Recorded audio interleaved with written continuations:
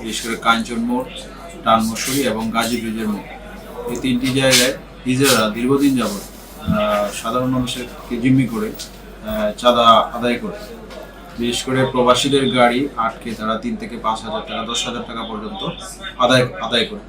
এই বিষয়টি দীর্ঘদিন যাবৎ আমরা সামাজিকভাবে এবং তাদেরকে ডেকে কাউন্সিলিংয়ের মাধ্যমে আমরা নিয়ন্ত্রণের চেষ্টা করি। তাদের সামাজিক অবস্থান এবং মানবিক বিষয়টি বিবেচনা করে আমরা আইনগত প্রক্রিয়া গ্রহণ করি নাই। কিন্তু এখন বর্তমানে যে পরিস্থিতি, সেই পরিস্থিতিটা নিয়ন্ত্রণের বাইরে চলে গিয়েছে। বিশেষ করে গত 2 দিন পূর্বে কাঞ্চন এলাকায় একজন প্রবাসীকে মারাত্মকভাবে পিটিয়ে আহত করে চাঁদার দাবিতে।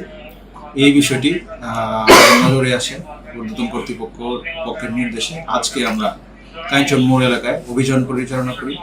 হিজড়া সম্প্রদায়ের আমরা সর্বমোট 12 জনকে গ্রেপ্তার করি। তারা চাঁদা আদায় করছিল, এই বিষয়গুলোর ভিডিও আমাদের কাছে আছে, এবং চাঁদা দাবি করছিল এবং চাঁদা আদায় করছিল।